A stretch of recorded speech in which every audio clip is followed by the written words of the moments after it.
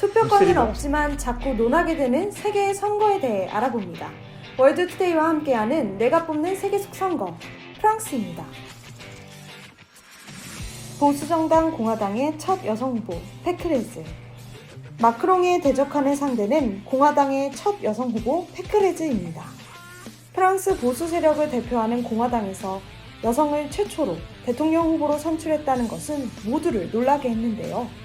이도 그럴 것이 공화당은 전통적 보수를 표방하는 정당으로 프랑스의 국보로 여겨지는 샤를 드골이 만들고 조르주 퐁피두, 자크 시라크, 니콜라 사르코지 등의 대통령을 배출해왔습니다. 전통적 보수를 표방하는 공화당에서 여성 후보라니. 프랑스에서 여성 대통령이 전무했던 만큼 실제 프랑스 안에서도 최초의 여성 대통령의 탄생을 기대하고 있습니다. 뿐만 아닙니다. 페크레즈 개인에 대한 호감도도 상당히 높은데요. 페크레즈는 16세의 나이에 대학 입시 시험을 치르고 줄곧 엘리트 코스를 밟아온 인재입니다. 또한 여성임에도 불구하고 공화당 대통령 밑에서 정치와 행정을 배웠고 재정부 장관까지 연임했으며 현재는 일드-프랑스 주지사입니다.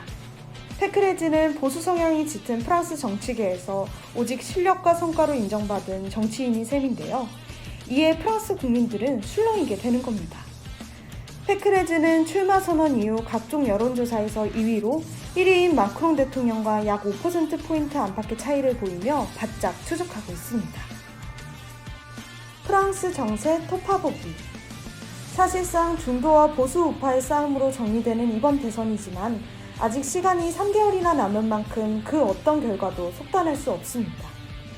최근 토비라 전 프랑스 법무부 장관이 페크레즈를 위협하며 좌파 정당의 후보로 출마할 것을 선언하기도 했으며 우파 진영에서 또한 큰 변화의 바람이 불고 있습니다.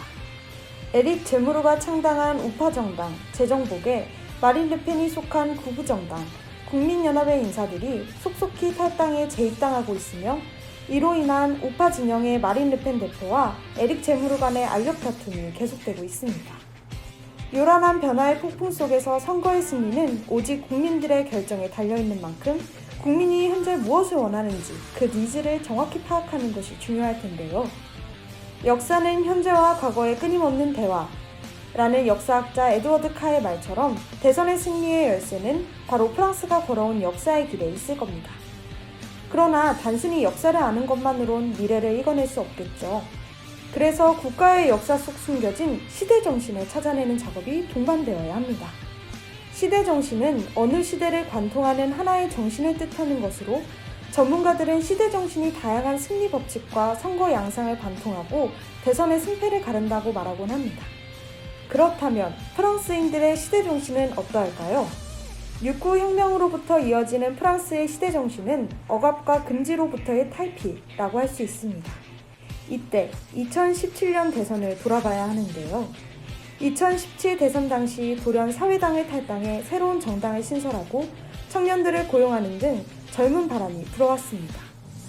이는 마크롱이 불어온 돌풍으로 프랑스인이 원하던 시대정신에 부합하는 모습이었기 때문에 많은 언론들은 이번 2022 대선에서도 마크롱의 승리를 점치고 있습니다. 즉 슈퍼루키로 등장하고 있는 에릭 제무르와 공화당의 첫 여성 후보 페크레즈가 이런 혁명의 시대정신에 부합하는 모습을 보여줘야만 마크롱으로부터 승기를 낚아챌 수 있는 것인데요. 그러나 확실한 건 무슬림 200만 명을 추방해야 한다거나 이주 아동들을 도둑, 살인자, 강간범이라고 부르는 에릭 제무르는 이미 시대정신으로부터 멀어진 듯 하네요. 프랑스는 오늘 4월 10일 대선 1차 투표를 진행하고 득표율을 과반 이상 차지한 후보가 없으면 1, 2위 후보가 4월 24일 결선 투표를 치르게 됩니다. 투표권은 없지만 자꾸 논하게 되는 세계의 선거에 대해 알아봅니다. 월드투데이와 함께하는 내가 뽑는 세계 속 선거, 다음 시간에는 이탈리아로 향합니다.